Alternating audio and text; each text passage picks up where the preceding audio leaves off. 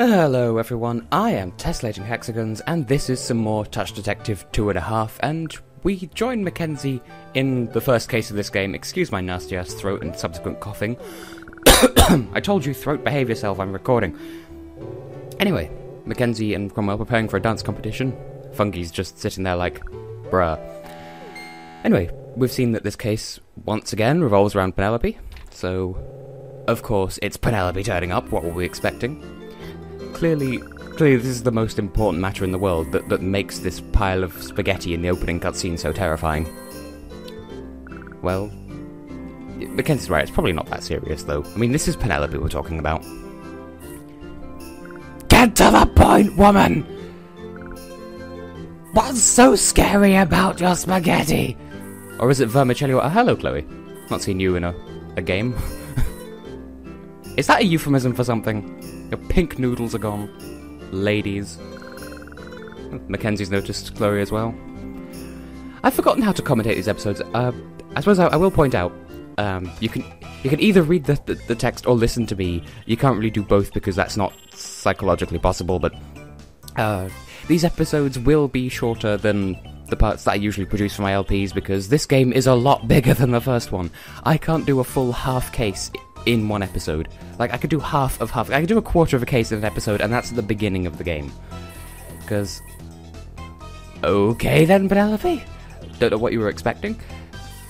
But yes, this game is bigger, it's longer, it's a bit more complex, so the episodes are going to be a bit shorter. Also, I don't know if I mentioned this in the last episode, but recording sizes for this game in particular, like, the file size is absolutely phenomenally huge, so I have to record it, render it out, then watch the footage back on Windows Media Player, and then record my commentary while I'm doing that, and then re-render it again to, I don't know, to put it back together. But the fact that I have to render it before I can even commentate over it just says something about how insane the file sizes are. Anyway, let's interrogate Penelope. We'll start with the most important thing. What about the noodle sauce? Okay then! Chocolate sauce with noodles. Right. What about the white ones? Noodle contribution? Are you high, Penelope? Oh no, you're just Penelope. Noodle festival? Okay then! Okay, noodle festival. Right. That's normal. Thanks for clarifying, Cromwell. You changed one word because Penelope doesn't understand the difference between participate and precipitate. I'll take that as a no then, Mr. Wing Moustache. What are you doing with your life? We need noodles! We must donate noodles to this town's weird traditional customs. Unless it's normal in Japan, in which case that would explain a lot. Anyway, Penelope, speak your words. Okay, so nothing weird happened, and yet your noodles are missing. What is this game? And trust me, it only gets weirder from here. Also, I didn't even realise at the time of recording, but yep, I just wanted to make Fungi go oomph, but he's a touchless item. I did want to see if it was Poker Sofa Day Part 2, but nope, there aren't any touchless items there. But I don't remember offhand where they all are, so I'll probably focus on getting those in like a bonus episode or something. So Cromwell just invented a new invention, except he didn't just do it. Okay, maybe he did just do it, I don't know. But this item is quite possibly my favourite in the entire 2 games. A condiment dispenser. Oh, but Mackenzie's saying maybe he's sick just as I'm coughing. Anyway, this item produces the best lines of dialogue in the game. Well, not even dialogue, but fresh pepper, the onion's already in. And here's the best bit, though. My favourite lines of dialogue in this game. Dice, dice. Onion, onion. Dice, dice. Onion, onion. It gets better. Turn on. Grind, grind. Pepper, pepper. Grind, grind. Pepper, pepper. That was so pleasing to me as a child, because it's just the fact that they have onion as a sound effect. Anyway, condiment dispenser, what the fuck, Cromwell? Did you seriously just go there? Oh, don't do it. Oh my god. Did you just make this to make terrible puns, Cromwell? Because if that's the case, you should just go and eat a flamingo. I feel like there are a lot of in-jokes here that we don't get as a result of not being too familiar with the Noodle Festival. But, I mean, I get all the references because I'm familiar with the Noodle Festival because I've played this game before. And Cromwell blames Penelope, apparently, for eating her noodles and then trying to turn it into a case. Surely, wait, why would you do taste test a condiment? How can you eat bundles of noodles to taste test condiments? You know what, in fact, are those even onions? No, they're spring onions. Those aren't even onions. That's never occurred to me. I've been familiar with this game for years now. Okay, you just go to sleep in your Iron Maiden. I've only just realised those aren't onions. They're spring onions. The fuck? The fuck, brain? Why did I never notice this before? Anyway, I know there's something with those drawers later in this game that I thought was in the first game but isn't. Now, what do we have? Caramel chocolate. Delicious. I know there's something with those drawers later on. Anyway, you can see we've got a slightly new town map going on, because new game, new areas. Also, it's noisy as balls in the condominiums. Beatrice, you haven't changed a bit. So, first of all, what the fuck is up with this crazy-ass background noise? Oh, sounds pretty cool. So what are you doing? Adding 2 floors. Is there space? Okay, what? Okay, first of all, what? Sister computer. What? Yeah, exactly. That makes no sense. But okay. So, hang on.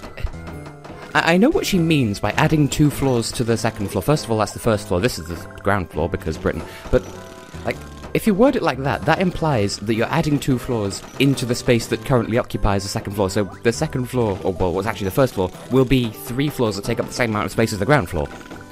Anyway, do you have any noodles? Really? Oh, of course. Oh, you wet fucking blanket. Why don't you just go? Well, you've already paid the noodle. That's like paying a deposit on something and then just letting them keep the deposit but not doing anything with it. That was a terrible analogy, but you know what I mean. But so this is essentially like Christmas shopping on Christmas Eve. We can't find noodles anywhere because everyone has already donated theirs. Why would they? Oh, I remember why they have to donate their noodles. Well, have you seen any pink noodles? Because maybe that will help. You said in the last game that you're a realist, and yet you don't pay attention to the colour of your noodles. No further comments. First of all, there is a line of... Yeah, I skip over Mackenzie's internal dialogue there because I didn't realise it was there until after I'd tapped the screen, so... Apologies for that. I think that happens at least once elsewhere in this episode.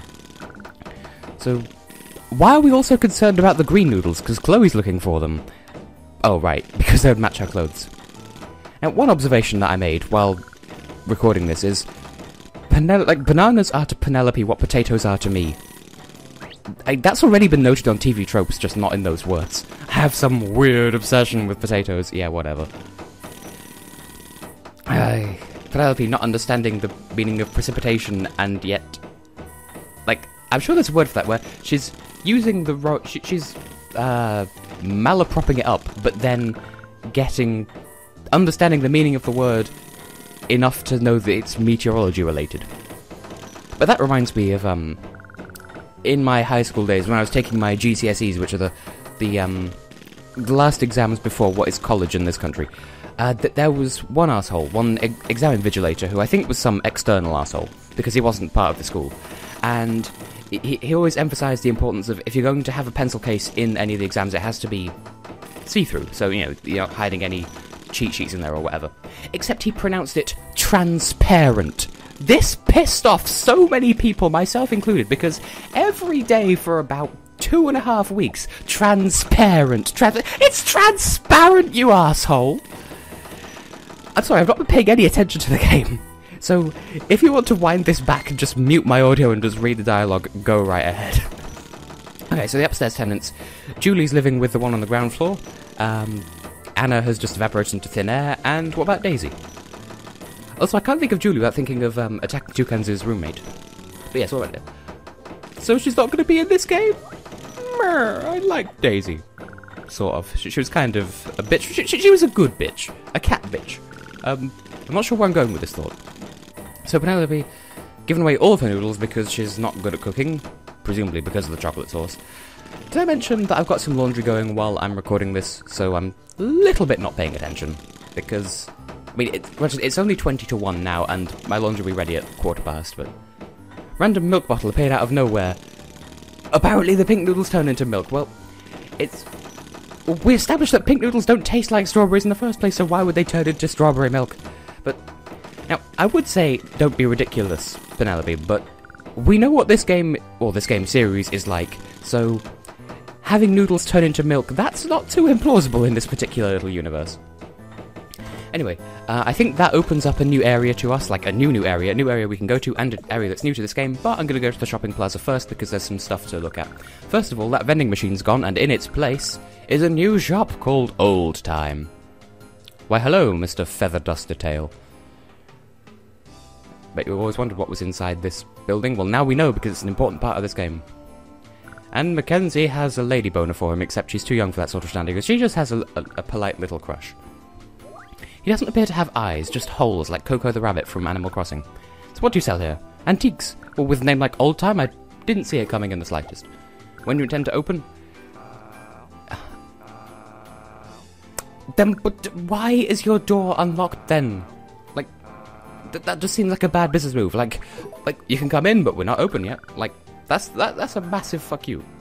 So you don't sell noodles. Well, I'm pretty sure I recognise that case in the middle shelf there, because didn't Penelope have one exactly like that, and that's what contained her superior noodles? Condescending arsehole. No, we are an actual chartered member of the Great Detective Society. Banana-haired stoop. I don't know, I'm not on top of my game at the moment. Mackenzie. Oh, hello. Yeah, when I first played this game, that blew my mind that I share my name with an actually rather important character in this game. He comes into prominence later down the line. So you might want to remember the sound of his voice. But yeah, the fact that they used my name in a game and it was spelled correctly, because I get insanely anal about how people... Like, the number of different ways I've seen my name spelled wrong, like, with one N, which is the Irish way, and I'm part Scottish, with an E, which isn't a valid spelling at all, it's a anglicised fuck-up version, like that's a misspelling that's been codified in English because people are too stupid to know otherwise. At least once I've seen someone spell it with a K. Like, I'm fine if it's K-O-N schwa, but any other... No. I'm getting off topic. So, do you have any noodles? Fair enough. I mean, that's what everyone else has been doing. Noodle cakes? Really, Pancake? Oh? What happened? Oh. So, it's not just Penelope then? And they went poof. So, there is actually a valid case here after all, which is a relief. Milk, madam. My milk is delicious.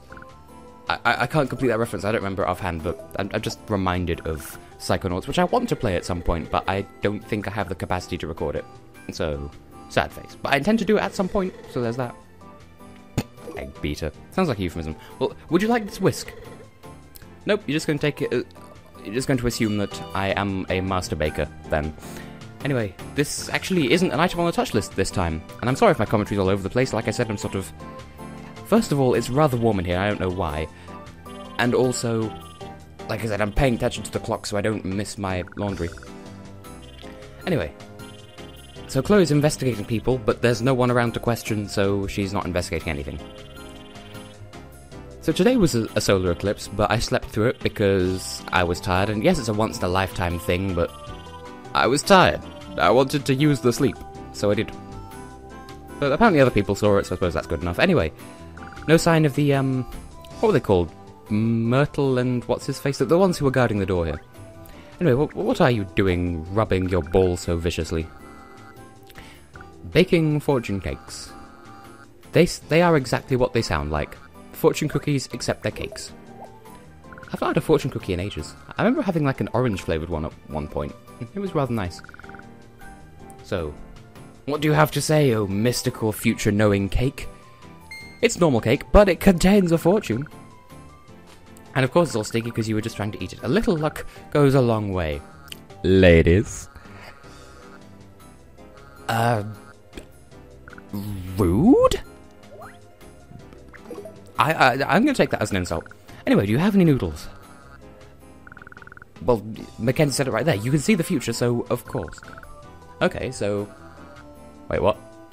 1 in return for beauty, 1 in return for power, and 1 in return for courage. Oh, treasure. Right, so there's not this unholy triforce of noodles.